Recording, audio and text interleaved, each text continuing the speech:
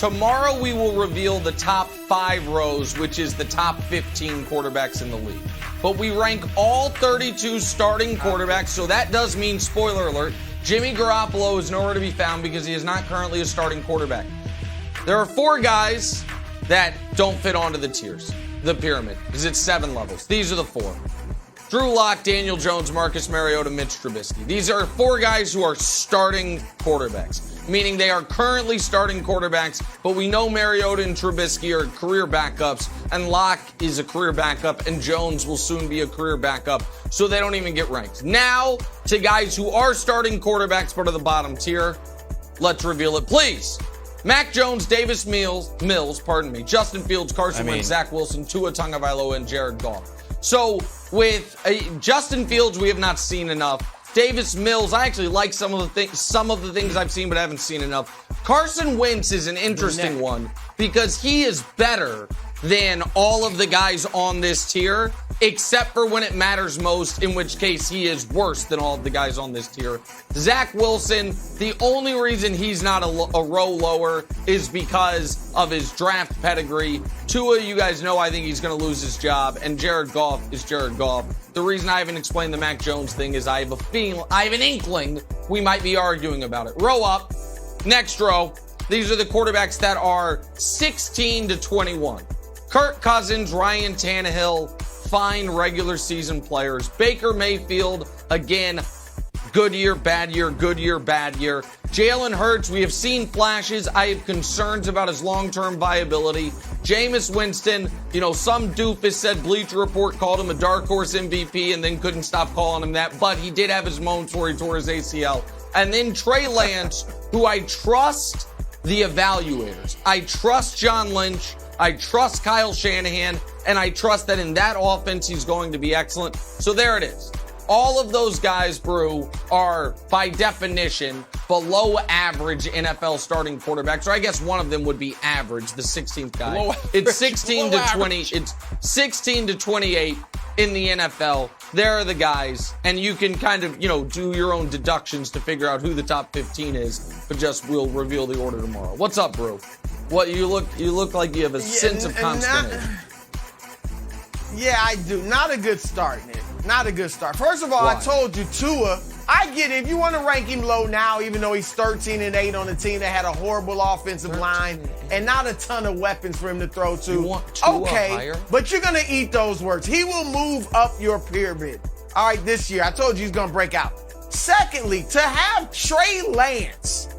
Yeah. Trey Lance above guys who have made, 4 of those guys on the bottom tier have made Pro Bowls. All right, and even the guys below that tier made Pro Bowls. Jared Goff has led a team to the Super Bowl. Made 2 Pro Bowls, thrown for 4,600 plus yards twice. And you got Trey Lance, who's having his throwing motion rebuilt, who's got questions about his accuracy. You've got him already ahead of these guys? That's a travesty. All right? And Baker Mayfield shouldn't be ahead of Jared Goff either. All right? So Jared Goff, this is caping for Jared Goff? Well, I'm Jared caping Goff for him when you put him below Trey Lance and below Baker Mayfield. Yeah. Has Baker done half of what Jared Goff has done? No. He hasn't. Baker won a playoff game. So you like Baker's personality, Jared Goff won but 2. He's not better than Jared Good for Goff. him. Okay, so Baker won 1 and Jared Goff won 2. I'm very happy. Literally had to take. Baker Mayfield literally had to give up money for Carolina to take him.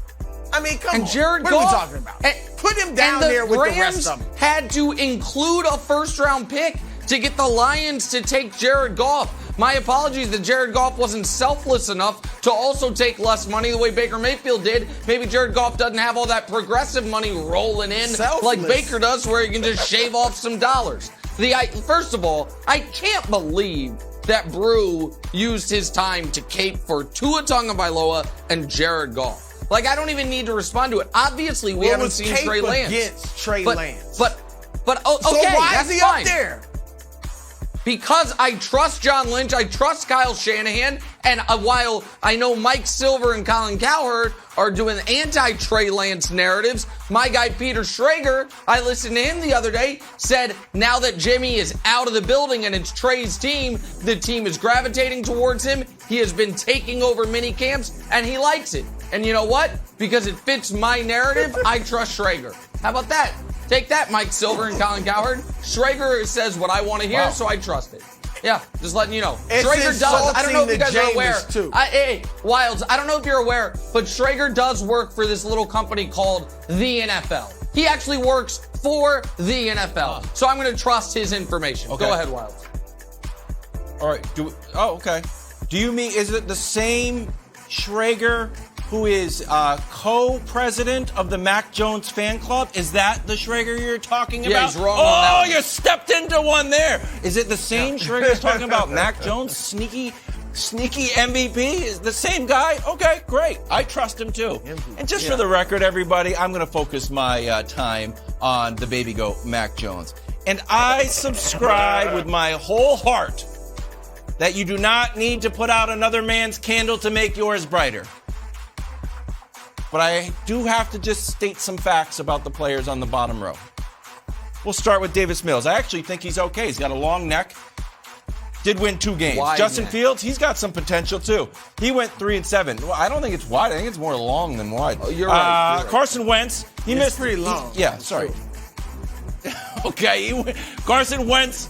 He had a good season until he went down to Jacksonville, missed the playoffs, and then the Colts kicked him out. So that's 2 franchises that have given up on him. Zach Wilson, again, have some potential. You had a great pro day. You won 3 games. Tua, probably underrated. Maybe he'll do something. I'm tired of Tua bashing. Jared Goff, he won 3 games.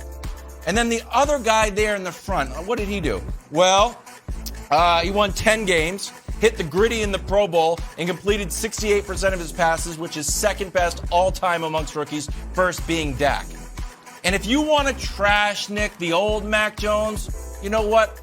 Maybe you got a point. But what about the new Mac Jones? Oh, he's hitting the weight room, and he's not working out with exercise balls and trying to do some odd tennis ball thing. That guy's pumping iron. Looking like Arnold Schwarzenegger in the 70s documentary. Okay. Then has this been work? Oh my gosh. Oh my goodness gracious. Wow. They look beautiful.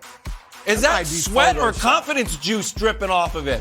And then finally, it all manifests. Oh, he dinks and dunks. It's just little 3-yard outs. Is it 40? Or is it this long-range missiles? Okay. Wow. Can I say something? That looked like Broussard in high school. All right. This is the same 3 clips you showed a week ago because it's all you've got. So here's the problem. Mac Jones was en route to being ranked higher. And then we all know what happened. He was stripped of his confidence and his quarterback manhood in the windstorm game against the Bills. And what did Mac Jones look like? Can we show the full screen, please? What did Mac Jones do starting with that football game? Oh, he was bad. And then you remember, wait, didn't they have a 50-point game against the Jags in there that skews the numbers? They did. So now show me Mac Jones if we remove that one game.